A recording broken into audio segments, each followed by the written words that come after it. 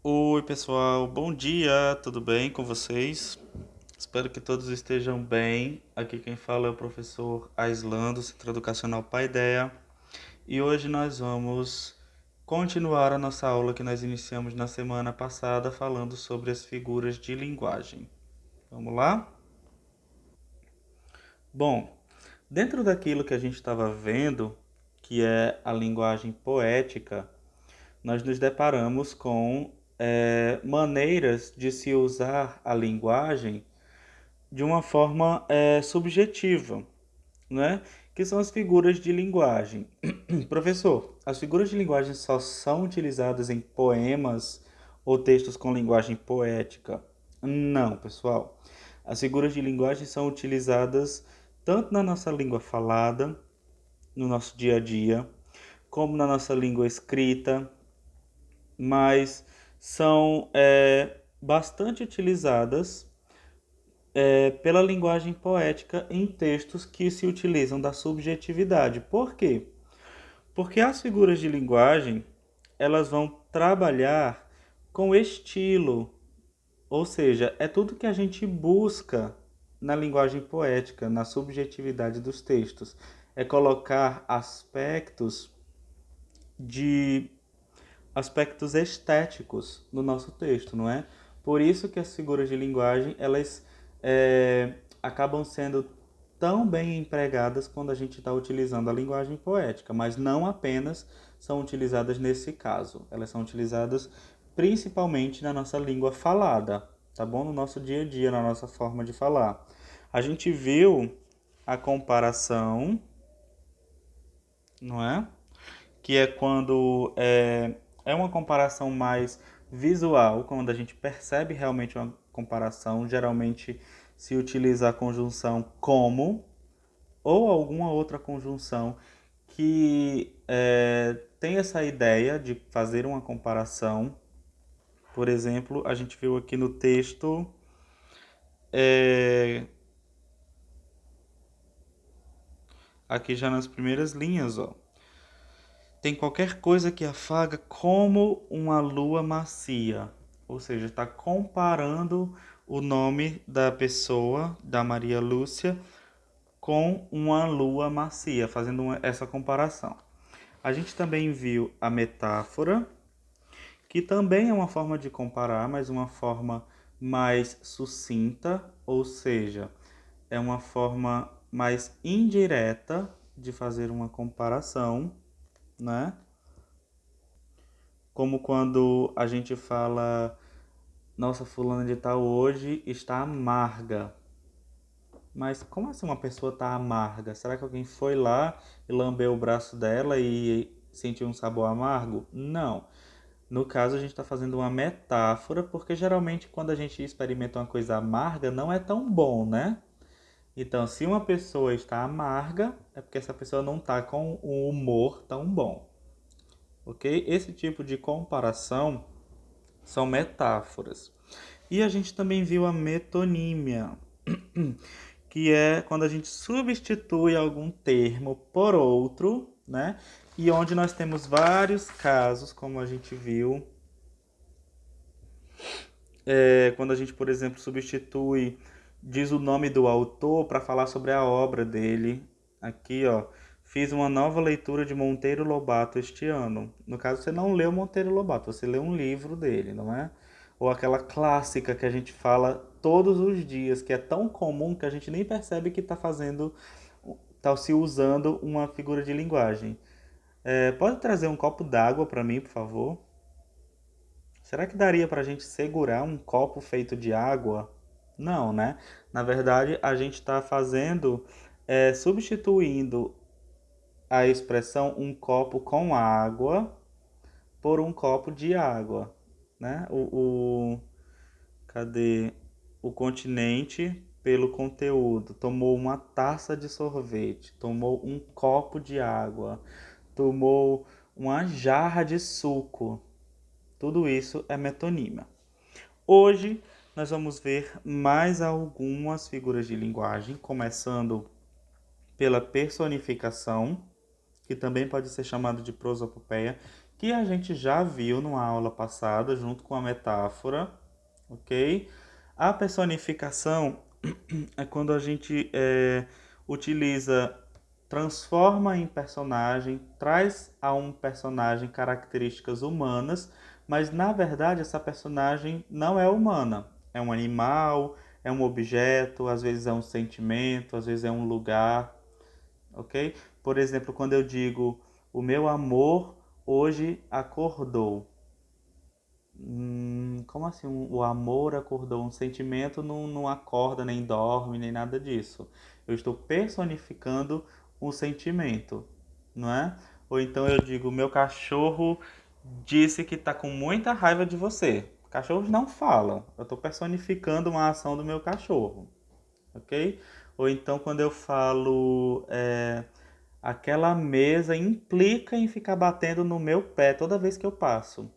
Mas, gente, mas como assim uma mesa implicou? Uma mesa não vai fazer isso, não é? No caso, eu estou aqui utilizando a personificação para dizer que eu sempre bato o meu pé na mesa, não que a mesa faça isso por mim.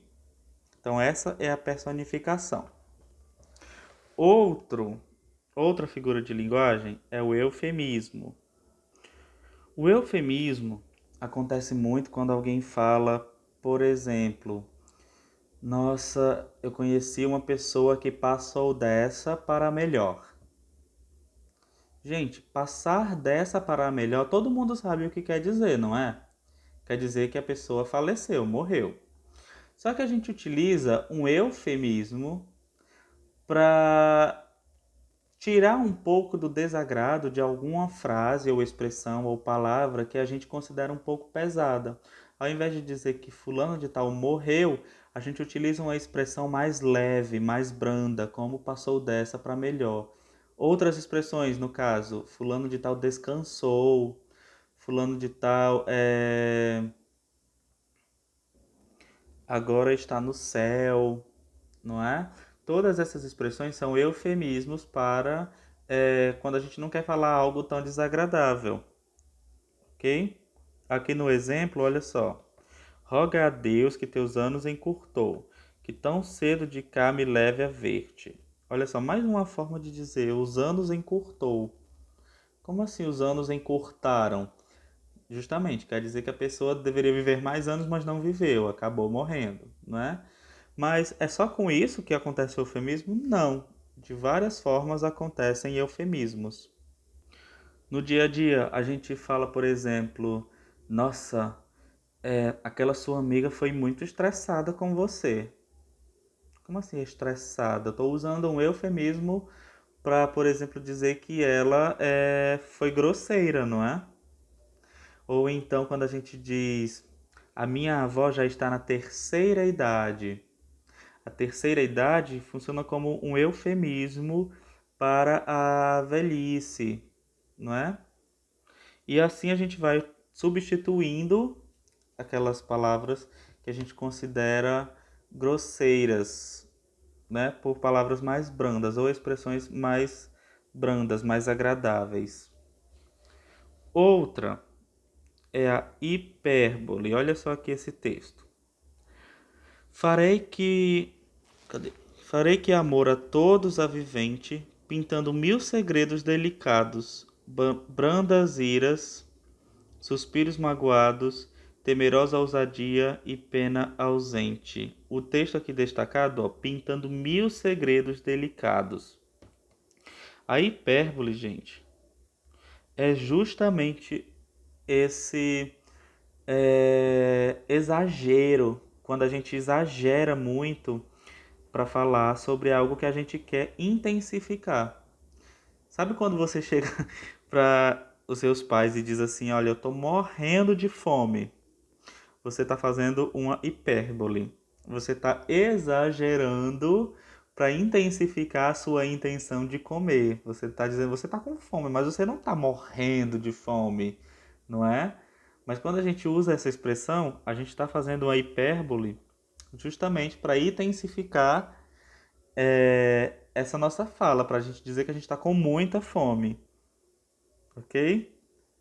Olha outros exemplos. Rios te correrão dos olhos, se chorares. Nossa, como assim? A pessoa tá chorando, saem as lágrimas, não é? Mas vai sair um rio dos seus olhos. Não vai sair um rio. Você tá exagerando para dizer que a pessoa vai chorar muito. Então essa é a hipérbole, ok? Outra expressão é a antítese. Antítese, olha só, como diz aqui nesse trecho. Não desejei senão estar ao sol ou à chuva, sentir calor e frio e vento e não ir mais longe. Olha só, sol, chuva, calor, frio. Ou seja, as palavras elas estão com sentidos contrários, não é? Como se elas fossem contrárias umas às outras. É justamente o que a antítese faz. Ela é uma figura de linguagem que ela usa ideias contrárias ou sentidos assim contrários ou opostos para enfatizar esse contraste, para enfatizar,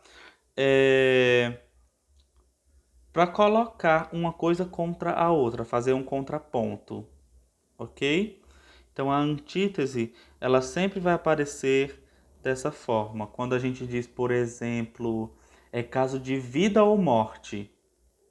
Vida, morte. A gente está querendo colocar os dois pontos, não é?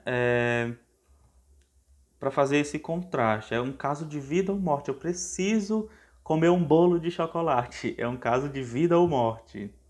Estou fazendo aqui, no caso, uma antítese. Ou então, uma frase que é muito utilizada, fulano de tal. Não, já usei muito fulano de tal, deixa eu usar outro exemplo. Gente, a minha cachorra, quando não quer morder, fica lambendo. Ela é 8 ou 80. Já ouviram essa expressão?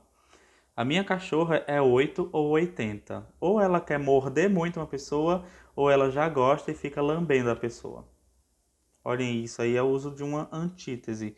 No caso, eu estou usando duas expressões contrárias para contrapor, para fazer um paralelo, não é? Um contraste entre os dois pontos. Por fim, nós temos o paradoxo. Olha só. Amor é fogo que arde sem se ver, é ferida que dói e não se sente. É um contentamento descontente, é dor que desatina sem doer. Nossa, gente, de Luís de Camões esse trecho, e é um dos sonetos mais conhecidos no mundo, né? Mas olha só, ele fala justamente em paradoxo. O paradoxo ou oxímoro é a associação ou aproximação de termos, conceitos ou pensamentos contraditórios relativos a uma só ideia. Quando eu digo, ó, é fogo que arde sem se ver, dói e não se sente. Como algo vai doer e eu não vou sentir? É uma dor que desatina sem doer. Mais uma vez, como é que algo vai estar doendo, vai estar desatinando e eu não estou sentindo? Como algo é um contentamento descontente, não é? Então, eu estou indo e voltando. O paradoxo, ele faz justamente essa a ideia. Eu coloco duas ideias contrárias juntas, ok? Para gerar essa, essa figura, essa coisa de ficar. Porque, na verdade, paradoxo já é uma coisa que significa algo ambíguo, algo contraditório, não é? Quando eu estou diante de um paradoxo, é porque, na verdade, aquela minha ação tanto faz como tanto fez. Isso é paradoxal. Pesquisem um significado de paradoxo no dicionário para vocês verem isso. Mas quando se aplica a uma figura de linguagem, ela está utilizando coisas contrárias propositalmente, ok? Quando vocês, vamos usar isso como uma atividade, tá bom? Quando vocês olharem no dicionário de vocês o que significa paradoxo, vocês vão ver como é uma ideia de contrariedade, uma coisa contrária à outra, uma coisa ambígua, ou seja, algo que algo que faz um contraponto entre as palavras. Deixa eu ver um exemplo. Sendo a sua liberdade, era a sua escravidão. Hum, eu estou tão livre que me sinto preso. Olhem só ideias de paradoxo, não é? Outro exemplo, eu já estou cheio de me sentir vazio. São exemplos de paradoxo, são ideias contrárias, contraditórias. Então façam esse contraponto, façam essa comparação entre o significado de paradoxo que vocês encontrarem no dicionário com o significado de paradoxo aqui enquanto uma figura de linguagem, tá bom? Então, pessoal, por hoje é isso, tá bom? Para essa semana, nós vamos fazer a mesma atividade da semana passada, só que agora com as figuras de linguagem que nós vimos. Vocês vão procurar trechos de textos que exemplifiquem, que mostrem que vocês entenderam o que é que quer dizer essas figuras de linguagem. Na semana passada, a gente já fez com a comparação, com a metáfora e com a metonímia. Hoje, vocês vão fazer isso com a personificação, com o eufemismo, com a hipérbole, com a antítese e com o paradoxo. Tá bom? Vocês vão fazer isso com essas outras figuras de linguagem, tá? Então, até a próxima semana. Qualquer dúvida é só falarem comigo no privado e eu ajudo vocês, tá? Tchau, tchau e saudades.